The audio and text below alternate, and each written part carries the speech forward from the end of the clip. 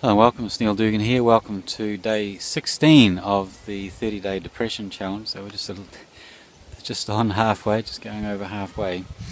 And today's video is going to actually be looking at the processes around control, or in its full expression, it's anxiety. And we're going to have a look at some practical steps that you can take if you find yourself in a period of anxiety. Now, the first thing I'd like to say about this is that whilst we're treating anxiety as being a separate thing here, and it's certainly a part of the cycle, this pattern that we're talking about, anxiety will appear in the periods of slow or depression, and anxiety will also appear in the periods of fast, or if you go that severe into some kind of mania. So anxiety will appear in both of those other two situations, but here what we're doing is we're actually looking at treating it as a standalone thing, but as I mentioned, that's not necessarily that practical a way of viewing the situation. So the first practical thing that you can do is you can just understand and wake up, obviously. So waking up and recognizing that you are in a state of anxiety is the first key thing to do. And what you'll pick up at that point is that you're trying to control everything in your environment. So you're trying to control everything at once. Now, the first practical thing that you can do, it's like a first aid approach that we're talking about here, is just to cut out the complexity. Start looking at things in your environment that you're actually able to control and succeed at doing so.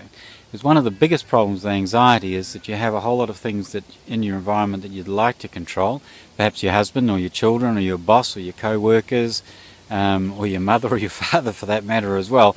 You like to control these aspects of your environment, but there's just no way in heck that you can actually control them. So they're uncontrollable.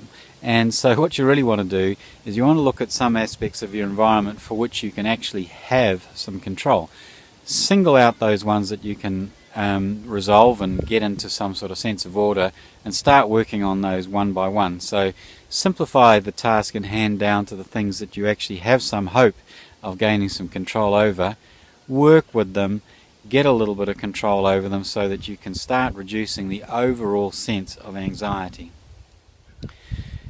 Now, when you're actually choosing these activities that you're going to focus on, make sure that they've got a very defined start and a very defined finish. So, for example, things that you can say, well, look, I'm going to wash the dishes, or I'm going to sort out a particular issue to do with organisation and around the house, or something along those lines.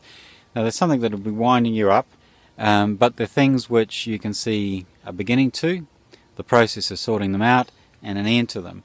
And so by actually making sure that you've got closed-ended activities that you're focusing on at the early stages of the first aid around anxiety, then that will really help. The next aspect that I want to focus on is an analogy from the sporting world, where they talk about trying to get runs on the board. And if you're somebody who habitually suffers from anxiety, then this feeling of just everything being out of control all the time can be very persistent, to the point where you actually start believing that it's true, that you can't ever possibly actually get anything under control. So what you want to do is actually get some runs on the board.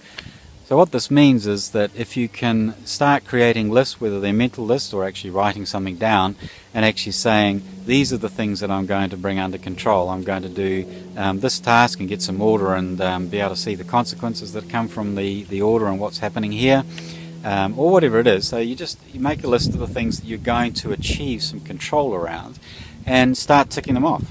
Feel as though you're actually getting some success, and from a first aid perspective, this will begin to actually build up your confidence around actually being able to manage the anxiety. The next first aid approach, or the simple practical advice that I can have for you, is to try and take just remove stuff from the environment which is going to be stimulating you in a negative sort of a way. And the really obvious one is things like the radio or television. Anything which is actually full with ideas and concepts and emotions and beliefs and that type of thing, which are going to be winding you up. So anything that might wind you up. And the really obvious one is the music. So if you have the popular radio going and that type of thing, then all of the songs that are coming onto the radio are full of things that are going to make you anxious. They are absolutely dripping, jam-packed full of things that are going to make you anxious. They're full of sex, they're full of unrequited love, they're full of passions, they're full of all kinds of corruptions, corrupt ideas and all that kind of thing, all of which will be triggering. They're all going to be actually winding you up. So this suggestion actually is to bin the radio and find yourself some nice soothing classical music. Is a good example, but it's not the only way of doing it. You might find some meditative music or some sort of New Age music, something like that you like. Personally, I'm not very fond of New Age type of music, but I will listen to classical music, and I found great relief from actually doing so when I was actually in periods of significant anxiety. So you're looking for music which doesn't have a whole lot of strong passions around it, doesn't have singing in it, is calming, the kind of stuff, Bach and these sorts of types of music. So yeah, find some classical music that you like. It needs to be stuff that you actually like and sings to your heart and you actually feel good about. But listen to that, and as I say, ditch the radio.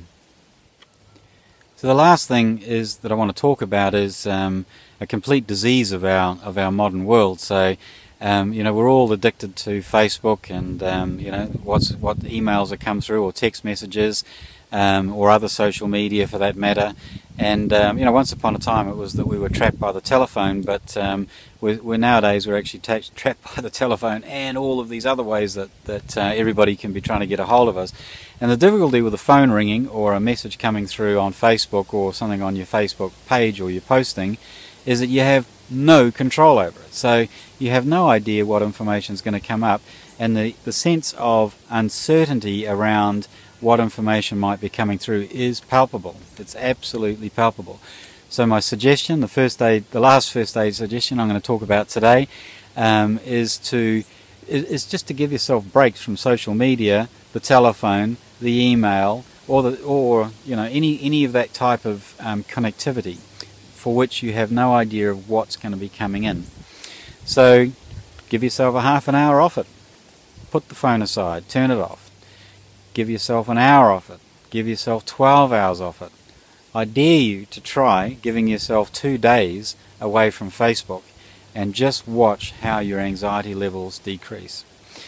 So there you go. Those are some first aid practical suggestions around how to deal with anxiety, or just the sense of being a bit anxious. And tomorrow we're going to have a look at happy, and of course we expect that happy will be all lovely, but there's all kinds of problems with happy, and I'm going to talk to you about how you can actually manage happy so that you don't end up going back into the cycle again, so that you can be more awake and alert and engaged in what's going on, and participating in some much more positive emotions, or the bigger emotions that we like to think about. And later on in the series, or on webinars, or some type of format like that, I'll go into the much deeper things. So what we've been talking about for the last 4 days have been first aid type of approaches. So these are easy, practical things that you can do right here and now to manage wherever you are in the steps of the cycle.